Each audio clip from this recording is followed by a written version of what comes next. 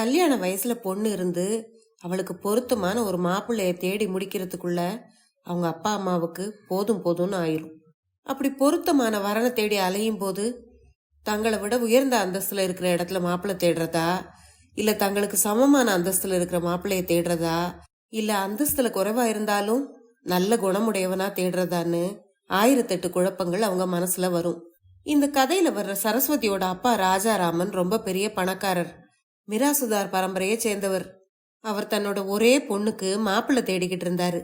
சரஸ்வதிக்கு எப்படிப்பட்ட மாப்பிள்ளைய அவர் தேடி கண்டுபிடிச்சாரு, சரஸ்வதியோட திருமண வாழ்க்கை எப்படி அமைஞ்சதுங்கிறது தான் இந்த கதை.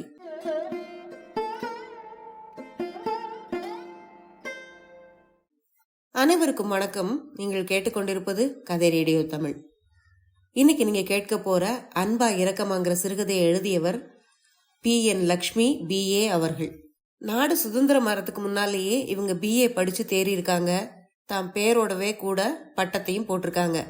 இந்த கதை வெளிவந்த ஆண்டு 1945. இன்னையிலிருந்து கிட்டத்தட்ட 80 ஆண்டுகளுக்கு முன்னால வெளிவந்த கதை. கதையை கேட்கும் போது கதை வெளிவந்த ஆண்டையும் ஞாபகம் வச்சுக்கிட்டே கேளுங்க. கதைக்குள்ள போறதுக்கு முன்னால சேனலுக்கு வந்திருக்கிற எல்லாருக்கும் என்னுடைய அன்பான வரவேற்புகள். இப்ப வாங்க கதைக்குள்ள போகலாம். சரஸ்வதியோட அப்பா ராஜாராமன் ஒரு பெரிய மிராசுதார் பரம்பரையை சேர்ந்தவர். அவர் செல்வத்திலேயே மூழ்கிக்கிட்டு இருந்தாருன்னு சொன்னாலும் தகும். அவரோட வீட்டுல தங்க பாத்திரங்களையும் வெள்ளி தட்டுமுட்டு சாமான்களையும் சாதாரணமா புழங்குவாங்க. அவருக்கு என்னப்பா, தங்கத்துல வில்வண்டியே வச்சுக்கலாம் அப்படின்னு அவங்க கிராமத்துல இருந்த கிழவிகளும் கிழவர்களும் பேசிக்குவாங்க. தங்கத்துல வில்வண்டி வச்சுக்கிட்டா உறுதி குறைவா இருக்கும்னு நினைச்சோ என்னவோ 2 மாடுகள் பூட்டுன இரும்பு வில்வண்டி ஒன்னதான் ராஜாராமன் வச்சிருந்தாரு. அந்த வண்டியில ஏறி உட்கார வேண்டியதுதான். மாடுகள் 4 கால் பாய்ச்சல்ல கிளம்பிரும். அந்த ஊர் சின்ன பையன்களுக்கெல்லாம் அந்த வண்டி கூட போட்டி போட்டுக்கிட்டு ஓடுறதுல ரொம்ப பிரியம். இந்த வண்டியை தவிர அவர் ஒரு காரும் வச்சிருந்தாரு. ராஜாராமன் பணக்காரரா இருந்ததோட அவருக்கு நல்ல குணமும் வாச்சிருந்தது. ஏழை எளியவங்கிட்டெல்லாம் ரொம்ப பிரியமா இருப்பாரு. கலைகள்லயும் அவருக்கு நிறைய ஆர்வம் உண்டு. அதனாலதான் தன்னோட முதல் பொண்ணுக்கு சரஸ்வதினு பேர் வச்சிருந்தாரு. அவளும் பேர்ல மட்டும் சரஸ்வதியா இல்லாம பாட்டு படிப்பு எல்லாத்துலயும் சரஸ்வதியாவே வழங்கினா. அவகிட்டையும் நல்ல அழகும், அழகுக்கேத்த படிப்பும், படிப்புக்கேத்த குணமும் இருந்தது. இந்த வருஷம் நம்ம சரஸ்வதி ஸ்கூல் ஃபைனல் பரீட்சைக்கு போறா. பரீட்சை முடிஞ்சதும் அவளுக்கு கல்யாணத்தை முடிச்சிடணும் அப்படின்னு ராஜாராமன் முடிவு பண்ணாரு. அவளுக்கு வரப்போற மாப்பிள்ளை பையன் ஏழையா இருந்தாலும் பரவாயில்ல, நல்ல புத்திசாலியும் குணவானுமா இருக்கணும் அப்படின்னு நினைச்சு அதுக்கு ஏத்த மாதிரி வரனை தேடிக்கிட்டு இருந்தாரு அவரு. ஒரு நாள் ஞாயிற்றுக்கிழமை சாயந்தரம் 5 மணி இருக்கும். வீடு கொஞ்சம் பரபரப்பா இருந்தது. பக்கத்து கிராமத்துல இருக்கிற சிவராமனும் அவருடைய சம்சாரமும், அவங்க மகன் வெங்கடராமனும் அவனோட தோழன் நடராஜனும் பெண் பார்க்க வருவதா ஏற்பாடாயிருந்தது. வாசல்ல ஒரு ஜட்கா வண்டி வந்து நின்னுது. மாப்பிள்ளை வீட்டுக்காரங்க வண்டியில இருந்து இறங்குனாங்க. ராஜாராமன் வாசலுக்கு ஓடி போய் வந்தவங்கள உள்ள அழைச்சிட்டு வந்தாரு. வந்தவங்க எல்லாம் காஃபி டிஃபன் சாப்பிட்ட பிறகு சரஸ்வதியை வர சொன்னாங்க. சரஸ்வதியும் வந்து மாப்பிள்ளை வீட்டுக்காரர்களை வணங்கிட்டு போனா. பிறகு பெண் வீட்டாரும் மாப்பிள்ளை வீட்டுக்காரங்களும் பரஸ்பரம் பேசிக்கிட்ட பிறகு மாப்பிள்ளை வீட்டுக்காரங்க புறப்பட்டு போனாங்க. பெண் பார்க்க வந்திருந்த வெங்கடராமனுடைய பேச்சு சாதுரியமும் அடக்க ஒடுக்கமான குணமும் ராஜாராமனுடைய மனதை ரொம்பவும் கவர்ந்தது. அவன் பணக்காரனா இல்லாட்டா என்ன, ஏதோ வயிறார சாப்பிட்றதுக்கு போதுமான வசதி இருக்கு, நல்ல படிப்பும் பெருந்தன்மையும் அவனுக்கு இருக்கு. அவங்க குடும்பத்தை பத்தி தெரிஞ்சவங்க எல்லாம் ரொம்ப நல்லவங்கன்னு சொல்றாங்க. சகுனமும் ரொம்ப நல்லா இருக்கு, ஜாதகமும் பொருந்தி போயிருக்கு அப்படின்னு சொல்லி அவனையே தன் மகளுக்கு மாப்பிள்ளையாக்க தீர்மானிச்சார் ராஜாராமன். பெரிய இடத்துல இருந்து எதிர்பார்க்காமலே வலிய வந்து பொண்ணை கொடுக்குறேன்னு சொன்னா மாப்பிள்ளை வீட்டுக்காரங்களுக்கு கசக்கவா செய்யும். வெங்கடராமனுடைய பெற்றோரும் அந்த திருமணத்துக்கு உடனே சம்மதிச்சாங்க. கல்யாணம் ரொம்ப விமர்சையா நடந்தது. விருந்து, ஏழைகளுக்கு தான தர்மம்னு அந்த கிராமமே பரபரப்பா இருந்தது. திருமணம் முடிஞ்சு சில நாட்கள் கழிஞ்ச பிறகு சரஸ்வதி புகுந்த வீட்டுக்கு போனா. அங்க அவளை எல்லாரும் ரொம்ப ஆதரவா நடத்துனாங்க. அவ எந்த வேலை செய்யவும் அவன் மாமியார் அவளை அனுமதிக்க மாட்டா. வீட்டுக்கு வர்றவங்க எல்லார்கிட்டையும் அவளை ஒரு கொலு பொம்மை மாதிரி காட்டிக்கிட்டு இருந்தா அவன் மாமியார். இந்த தாங்குதல்கள் எல்லாம் 2-3 மாசம் நடந்திருக்கும். அவ்வளவுதான். அதுக்கு பிறகுதான் தொல்லை ஆரம்பிச்சது. சரஸ்வதி பணக்கார வீட்டு பொண்ணுங்கிறதால தங்களை மதிக்கலன்னு புகுந்த வீட்டுக்காரங்களுக்கு முதல்ல மனக்கசப்பு ஏற்பட்டது. அவ என்ன பண்ணாலும் அதை தப்பாவே அவங்க பேசினாங்க. அவ கலகலன்னு பேசுனா பெரியவங்களை லட்சியம் பண்ணாம பேசுறா பாரு அப்படின்னு சொல்லுவாங்க. அவ பேசாம இருந்தா படிச்சவ பணக்காரிங்கிற கர்வத்தை பாரு, என்ன பவுசு கொண்டாடுறா அப்படின்னு சொல்லுவாங்க. ஒரு நல்ல புடவை கட்டிக்கிட்டா ராங்கிக்காரின்னு சொல்லுவாங்க. பழைய புடவை ஒன்ன எடுத்து கட்டிக்கிட்டா வச்சுக்கிட்டு வெளிவேஷம் போடுறா பாரு அப்படின்னு சொல்லுவாங்க. இப்படி யாராவது ஒருவர் ஏதாவது ஒரு குற்றம் குறை சொல்லிக்கிட்டே இருப்பாங்க. இப்படியே கொஞ்ச நாள் போச்சு. அவங்க வீட்டுல உதவிக்கு இருந்த சமையல் ஆளையும் ஏதோ சாக்கு போக்கு சொல்லி அவங்க நிறுத்திட்டாங்க. எல்லா வேலைகளையும் அவளுடைய மாமியாரே பாத்துக்கிட்டு இருந்தா. சரஸ்வதி ஏதாவது கூட மாட ஒத்தாசை பண்ண போனா, இந்த வேலையெல்லாம் செய்து உனக்கு என்ன பழக்கமாம்மா, ஏதாவது உடம்புக்கு கிடம்புக்கு இழுத்து விட்டுக்க போற அப்படின்னு பரிவோட பேசுற மாதிரி மறைமுகமான குத்தலோட அவ மாமியார் பேசுவா. அதுலயும் வீட்டுக்கு யாராவது வெளியாட்கள் வந்துட்டா இந்த பேச்சு இன்னும் அதிகமாயிரும். என்னடா இப்படி பேசுறாங்களேன்னு போய் வேலையை செய்ய ஆரம்பிச்சா எங்களுக்கு கெட்ட பேர் வாங்கி வைக்கிறதுக்காக எப்ப பார்த்தாலும் வேலை செய்யற மாதிரி பாசாங்கு பண்றா அப்படின்னு சொல்லுவா அவ மாமியார். சரி, வேலைதான் இல்லையே, சும்மா எதுக்கு இருக்கணும், புத்தகம் ஏதாவது படிக்கலான்னு படிக்க உட்காந்தா மாமியார் பண்ற கூத்த சொல்ல முடியாது. ராங்கிய பாரு, ராங்கிய பெரிய வீட்டு பொண்ணு ஏதோ 4 எழுத்து படிச்சுட்டோங்கிற திமிர பாரு, கர்வம் மண்டைய கொண்டு போகுது. வீட்டை பத்தின பொறுப்பு கொஞ்சமாவது இருக்கா? எப்ப பார்த்தாலும் புஸ்தகத்தோட உட்கார்ந்துருக்கா. வாழ வந்த பொண்ணு இப்படி இருந்தா குடித்தன உருப்படுமா அப்படின்னு கடுமையா பேசுவா. உண்மையிலேயே சரஸ்வதி என்னதான் பண்றதுன்னு தெரியாம குழம்பித்தான் போயிருந்தா. ஒரு நாள் வெள்ளிக்கிழமை சாயந்தரம் சரஸ்வதி குளிச்சுட்டு கோயிலுக்கு போறதுக்காக ஒரு நல்ல புடவை எடுத்து கட்டிக்கிட்டா. அத பார்த்ததும் அவ மாமியாருக்கு ஆவேசமே வந்துருச்சு.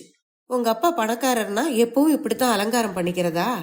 எப்ப நீ இந்த குடிசையில வந்து வாழ வந்தியோ அப்பவே நீ ஏழைதான்.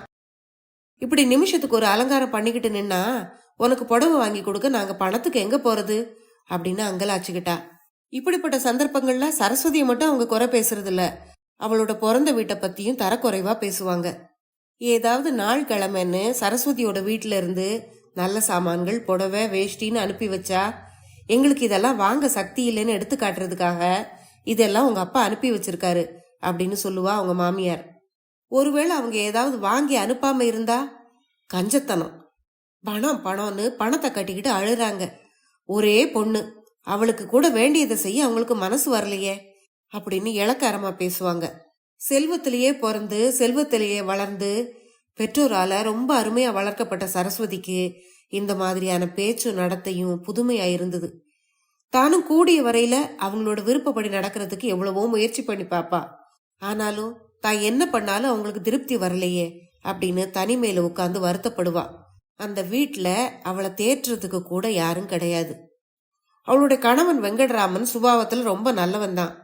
ஆனா பெரிய கட்டுப்பட்டி. தனக்காக எது சரி எது தப்புன்னு தெரியாம யார் என்ன சொன்னாலும் அதன்படி நடந்துகிட்டு தனக்கும் சுகம் இல்லாம பிறருக்கும் சுகம் இல்லாம பண்ணிக்குவான். பொண்டாட்டி வந்த பிறகு கூட அவன் கொஞ்சம் கூட மாறல. அவன் வேலைக்கு போயிட்டு வீட்டுக்கு வந்ததும் அவனோட அம்மா சரஸ்வதியை பத்தி சொல்ற குறைகளை எல்லாம் கேட்டு அதை நம்பி அவனும் சரஸ்வதிய புறக்கணிக்க ஆரம்பிச்சான். பணக்காரிங்கிற திமிர்ல அவ தன்னை மதிக்க மாட்டேங்கிறான்னு அவனும் நம்ப ஆரம்பிச்சான். இப்படியே சில மாதங்கள் ஓடி போச்சு. ஊர்ல இருக்கிறவங்க மூலமா ராஜாராமனுக்கு கொஞ்சம் கொஞ்சமா செய்திகள் எட்டுச்சு. அவரோட செல்ல பொண்ணு சரஸ்வதி கொடுமை தாங்காம நாளுக்கு நாள் புகுந்த வீட்டுல இழைச்சு துரும்பா போறான்னு எல்லாரும் பேசிக்கிட்டத கேட்டாரு அவரு. தாம் பொண்ணு எந்த தவறும் பண்ண மாட்டான்னு அவருடைய மனதுக்கு நல்லாவே தெரியும். ஆனாலும் தப்பே பண்ணாத தாம் மக ஏன் அப்படி சித்திரவதை அனுபவிக்கணும் அப்படின்னு நினைச்சு அவளோட புகுந்த வீட்டுக்கு போய் அவளை தாம் வீட்டுக்கு அழைச்சிட்டு வந்துட்டாரு. வந்த மகளை திரும்ப மாமியார் வீட்டுக்கு அனுப்ப அவரோட மனசு ஒத்துக்கல. அவளோட மாமியார் வீட்டுல இருந்து ஒருத்தர் வந்து அவளை அழைக்கவும் இல்லை. ராஜாராமனுடைய மனசு துயரத்துல துவண்டு போச்சு. சாப்பாட்டுக்கு வழி இல்லாமலா சரஸ்வதி அவங்க கையில பிடிச்சு கொடுத்தேன். ஏதோ நம்ம குழந்தை சந்தோஷமா வாழணும்னு நினைச்சு எத்தனையோ வரன்களை புறக்கணிச்சுட்டு கிளிய வளர்த்து பூனை கிட்ட கொடுக்கற மாதிரி இவங்க கிட்ட கொடுத்துட்டேனே, என் புத்திய என்னன்னு சொல்றது அப்படின்னு தன் மனைவி கிட்ட சொல்லி புலம்ப ஆரம்பிச்சாரு அவரு. ஆனாலும் மகளோட முன்னேற்றத்துக்காக ஒரு நல்ல முடிவு எடுத்தாரு அவரு. ஏற்கனவே ஸ்கூல் ஃபைனல் படிச்சிருந்த சரஸ்வதிய மேல் படிப்பு படிக்க வச்சு ஒரு உத்தியோகத்துல அமர்த்துறதுன்னு தீர்மானம் பண்ணாரு. அது ஒரு திங்கட்கிழமை காலையில 10 மணி இருக்கும். மயிலாப்பூர்ல இருந்த கற்பகா பெண் பாடசாலையில அன்றைக்கு ஒரே பரபரப்பா இருந்தது. அன்னைக்கு இன்ஸ்பெக்ஷன் நாள். இன்னும் அரை மணி நேரத்துல இன்ஸ்பெக்டர்ஸ் அம்மா வரப்போறாங்க அப்படின்னு குறுக்கு நெடுக்குமா மாணவிகளும் ஆசிரியைகளும் ஓடிக்கிட்டு மும்முரமா வேலை பார்த்துக்கிட்டு இருந்தாங்க. எதிர்பார்த்தது போலவே இன்ஸ்பெக்டர்ஸ் அம்மாவும் வந்து சேர்ந்தா.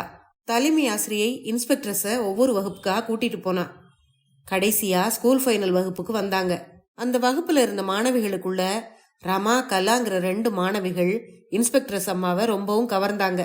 அவங்கள சோதிச்சு பார்க்கறதுக்காக விதவிதமான கேள்விகளை கேட்டு அவங்க பதில் சொல்ற முறைய பாராட்டுனா இன்ஸ்பெக்டர்ஸ் அம்மா. தன்னையும் அறியாம அந்த 2 பெண்கள் கிட்டையும் ஒரு பாசம் அவளுக்கு ஏற்பட்டது. அந்த பெண் குழந்தைகளை பத்தி தலைமை ஆசிரியை கிட்ட விசாரிச்சப்போ அவங்க 2 பேரும் அனாதைகள்னும் பக்கத்துல இருக்கிற பார்வதி அம்மாள் அனாதை ஆசிரமத்துல இருந்து அவங்க படிச்சுக்கிட்டு வர்றாங்கன்னு தெரிய வந்தது. அந்த 2 பெண் குழந்தைகளையும் ஞாயிற்றுக்கிழமை மத்தியானம் என்னை வந்து பார்க்க சொல்லுங்க அப்படின்னு தலைமை ஆசிரியை கிட்ட சொல்லிட்டு இன்ஸ்பெக்டர்ஸ் அம்மா விடை பெற்றுக்கிட்டு போனாங்க. சொன்ன மாதிரியே ஞாயிற்றுக்கிழமை மத்தியானம் குறிப்பிட்ட நேரத்துல ராயப்பேட்டை ஹைரோட்ல இருந்த லாவண்யாங்கிற பங்களாவுக்கு முன்னால ஒரு கார் வந்து நின்னுது. அதுல இருந்து ஒரு பெண்மணியும் 2 பெண் குழந்தைகளும் இறங்குனாங்க. வாங்க பார்வதியம்மா, வாரம்மா, வா கலா அப்படின்னு சொல்லி இன்ஸ்பெக்டர்ஸ் அவங்க 3 பேரையும் வீட்டுக்குள்ள அழைச்சிக்கிட்டு போனா. அவங்க கூட கொஞ்ச நேரம் பேசிக்கிட்டு இருந்த பிறகு, என்னை ரொம்ப அன்பா வளர்த்த எங்க அப்பாவோட ஞாபகார்த்தமா ஒவ்வொரு வருஷமும் 2 மாணவிகளோட கல்லூரி படிப்புக்காக நான் பண உதவி செய்துக்கிட்டு வர்றேன். இந்த வருஷம் இவங்க 2 பேருக்கும் அந்த உதவியை செய்யலான்னு நான் நினைக்கிறேன் அப்படின்னு இன்ஸ்பெக்டர்ஸ் பார்வதி அம்மா கிட்ட சொன்னா. பார்வதி அம்மாவும் தன்னுடைய சந்தோஷத்தை தெரிவிச்சுட்டு அந்த 2 பெண்களும் தன்னுடைய அனாதை ஆசிரமத்துக்கு வந்து சேர்ந்த கதையை சொல்ல ஆரம்பிச்சா. இவங்க 2 பேரும் என் சிநேகிதி ஒருத்தியால ரங்கூன்ல இருந்து அழைச்சிட்டு வரப்பட்டு ஆசிரமத்துல விடப்பட்டாங்க. இவங்க அப்பா பேரு SV ராமன். அவரு ரங்கூன்ல உத்தியோகம் பார்த்துக்கிட்டு இருந்திருக்காரு. இவங்களோட அம்மா சின்ன வயசுலயே இறந்து போயிட்டாளாம். அவங்க அப்பாவும் திடீர்னு படுத்த படுக்கை ஆயிட்டாராம். அவர் சம்பாதிச்சு வச்சிருந்த சொற்ப பணத்தை செலவழிச்சும் அவருடைய வியாதி குணப்படுறதா தெரியல. சாகர தருவாயில தன்னுடைய 2 பெண் குழந்தைகளையும் கூப்பிட்டு பக்கத்துல அமர்த்திக்கிட்டு அவர் தன்னோட பழைய கதைய தான் பெண்கள் 2 பேர்கிட்டையும் சொல்லியிருக்காரு. ரமா, கலா, நான் ரொம்ப நாள் இருப்பேன்னு எனக்கு தோணல. நான் உங்களை விட்டு போறதுக்கு முன்னால என் மனசுல இருக்கிற ஒரு கவலைய உங்க 2 பேர்கிட்டையும் பகிர்ந்துக்கணும்னு நினைக்கிறேன். உங்க அம்மாவை நான் கல்யாணம் பண்ணிக்கிறதுக்கு முன்னாலேயே எனக்கு இன்னொரு திருமணம் ஆயிருந்தது.